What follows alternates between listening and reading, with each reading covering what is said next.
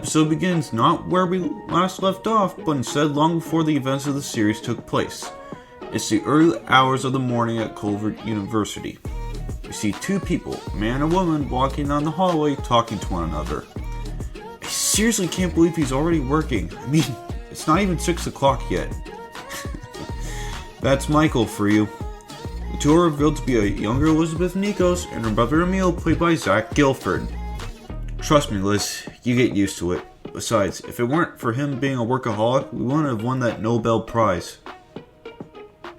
After some time passes, the two arrive at one of the university's many labs. Inside a younger Michael Morbius with a cane by his side, who, unlike we've seen before, is a regular human and is very frail.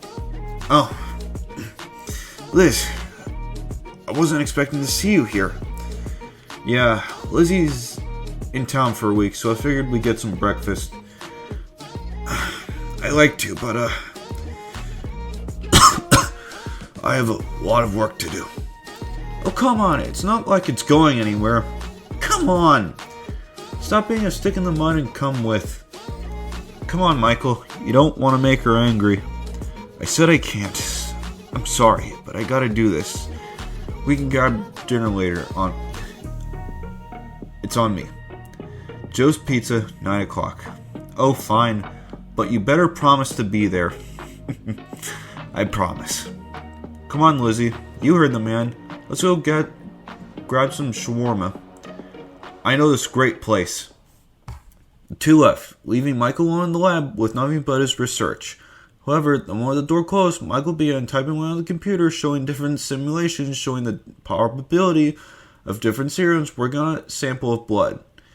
A couple hours had passed and Michael sat back in his chair feeling defeated. 12%. 12 goddamn percent. Michael then began coughing violently until blood had spilled from his mouth and onto the sleeve of his white lab coat. The camera then zooms in on the blood before zooming back out and transitioning to a blob of ketchup on a plate, showing Elizabeth and Emil eating their food in a diner at night, showing that a lot of time has passed. On one side of the table, Emil held onto his phone tightly, trying to get a hold of Michael. Come on, answer me.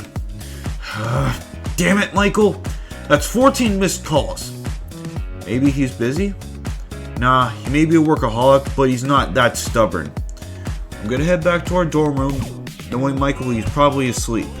The two get in Emil's car and begin the journey back to the university. I can't believe him. I mean, I know he's always been dedicated to his work, but he's never blown me off like this before.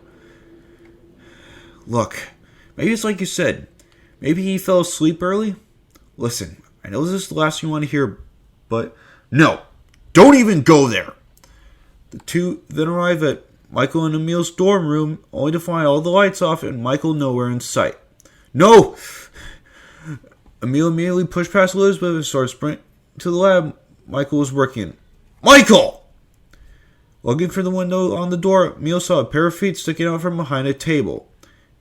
Him instantly recognizing them as Michael's. Without any hesitation, Emil slammed through the door and ran to his friend's side. Michael, come on. Talk to me, man. Michael, please don't do this. Michael! The camera fades to black, transitioning to a hospital room where Michael was being treated. Multiple tubes were connected to different parts of his body. An oxygen mask over his face and his best friend sitting by his side in a nearby chair. Only the sound of the heart monitoring equipment could be heard.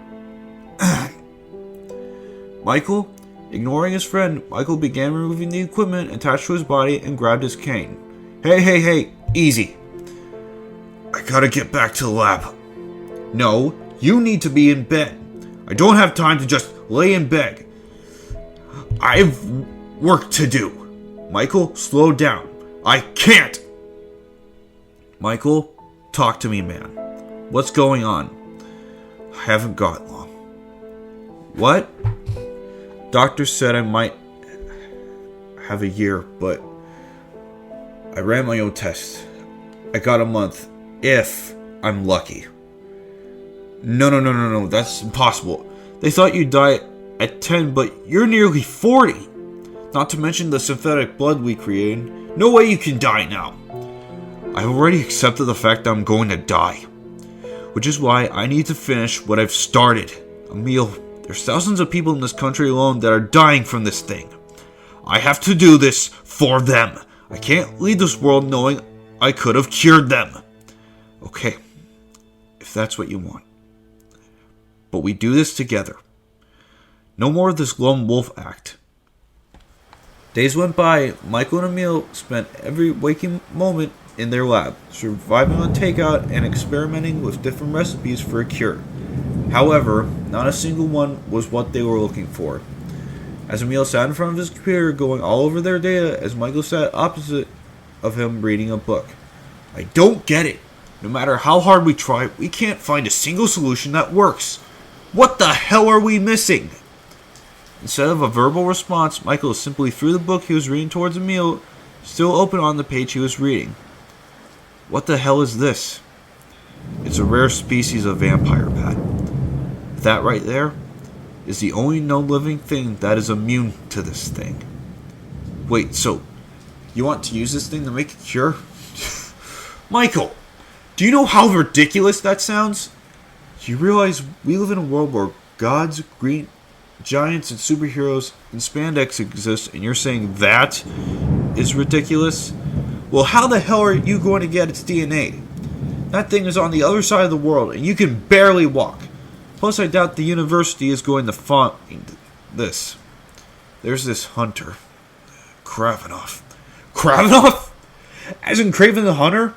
Are you seriously talking about working with a criminal? Listen, if I can get him the money, he can get us a live one without the need of tranquilizers, meaning no foreign bodies in its DNA. Emil, I don't have time to wait for the university to give us permission. Don't you understand? I have to do this. How soon can he get it? Next week, but just gotta transfer money onto his account. Then hopefully we can get the results we're looking for. Fast forward a week and we see Michael hunched over his desk with a living bat being restrained as he takes blood samples. Just remember, little guy, your sacrifice is going to help millions. Once he had gotten all the DNA he needed, Michael grabbed away a nearby syringe and injected its contents into the bat, putting it to its final sleep. So, what now? Now, we study its blood. We find the strain of DNA that's immune, and then we try to replicate it and find a way to turn it into a cure. You do realize we could get arrested for this, right? If it comes down to it, I'll take the heat. They can't arrest a dead man after all. Days went by and the research was proving to be worth it. They isolated the genes required to develop a cure, and if all went well, the two would go down in history. Unfortunately, time was not of the essence. Over time, Michael had become more frail and sick. So, what now? We put it through the simulation. If we can get a probability of at least 60, it'll be all worth it. The computer then began to show the process of the cure when combined with blood containing Michael's disease. 10, 14, 22, 28, 35. Holy shit! What is it? Michael, look at this! There's almost no trace of the disease left. It's detected a 99% success rate. That's all I need to hear. After removing his lab coat, Michael pulled out a string containing the same cure they had just tested. Michael, are you crazy? We haven't even tested it on a lab rat yet. You can't. Relax. Worst case scenario, this kills me before the disease does. Best case, it works. Michael injected the serum into his body, immediately falling back into a chair as he waited for it to take effect. What now? We wait. Get some sleep, bud. You've earned it. Two fell asleep in their chairs until nighttime arrived. Emil woke up first and saw his friend was not only still alive, but he looked 10 times better than he had ever looked before.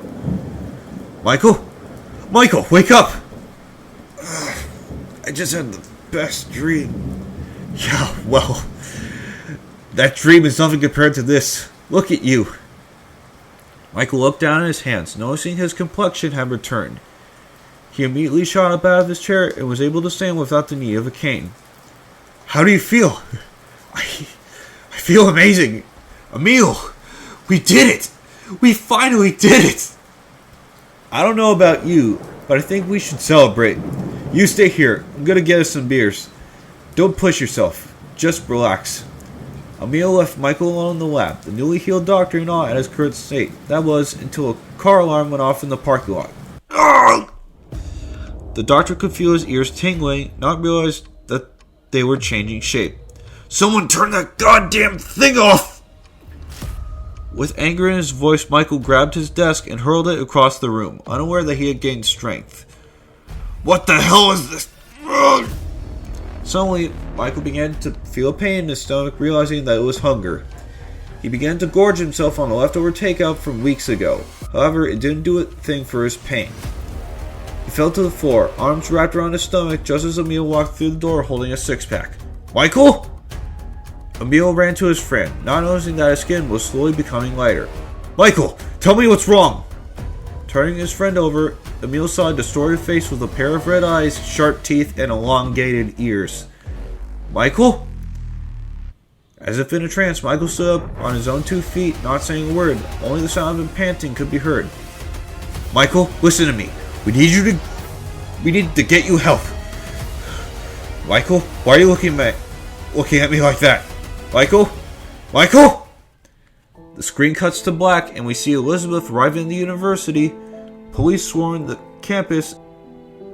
She pushed past all the police and onlookers and stormed into Michael and Emil's lab, only to see Emil's lifeless body on the ground with his neck ripped open. The episode ends with Elizabeth holding her dead brother tightly whilst not being able to do anything but cry.